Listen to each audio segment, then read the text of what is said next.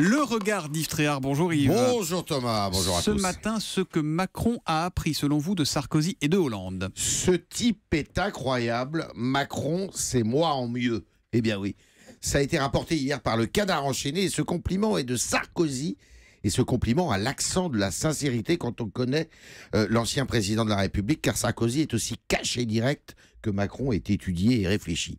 Alors le nouveau chef de l'État a évidemment eu le temps de décortiquer toutes les erreurs et fautes de ses prédécesseurs.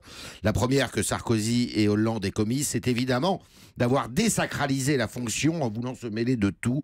Macron a compris qu'il fallait renouer avec la geste monarchique pour incarner l'autorité. Surtout à son jeune âge, pas question d'être un président copain comme les deux autres. Bon, mais en quoi les débuts d'Emmanuel Macron se distinguent de ceux de Nicolas Sarkozy ou de François Hollande? Alors prenons Hollande. Hollande a été d'emblée un président indécis et lent. On se souvient de ses 15 jours de vacances au fort de Brégançon en 2012. Séjour fatal, alors que tous les clignotants de l'économie passaient au rouge.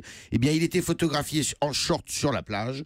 La rentrée fut terrible et jamais Hollande n'a pu se redresser. Sarkozy, lui, était effervescent et brouillon.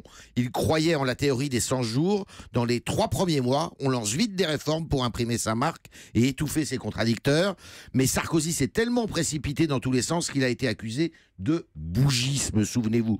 À cela se sont ajoutés ses problèmes de famille, ses relations avec Kadhafi. C'en était fini, Sarkozy, l'impétueux, était catalogué. Dès 2008, sa cote de popularité commençait à retomber. Macron a beau avoir travaillé avec Hollande, c'est à Sarkozy qu'il ressemble le plus. Il va vite, mais lui, il écoute, il est habile, il est méthodique, sa parole est rare et il entend, lui, réformer sur 5 ans. Et il y a un autre Tout est balisé. Un autre fait politique qui pourrait le distinguer de ses deux prédécesseurs, c'est qu'il pourrait avoir une majorité très supérieure à eux aux législatives. Très supérieure, très large, mais tellement composite et inexpérimentée que dans l'adversité, il devra s'en méfier. Gare aux frondeurs! Là-dessus, Hollande pourrait le conseiller. Voilà, puisqu'on évoquait les législatives, le premier tour, vous le savez, c'est dimanche, et donc pour les procurations, il faut y aller aujourd'hui ou demain, vraiment au plus tard, pour s'inscrire, notamment dans vos mairies, tous les renseignements sur les sites du gouvernement sur Internet. Merci beaucoup Yves Tréhard, à demain.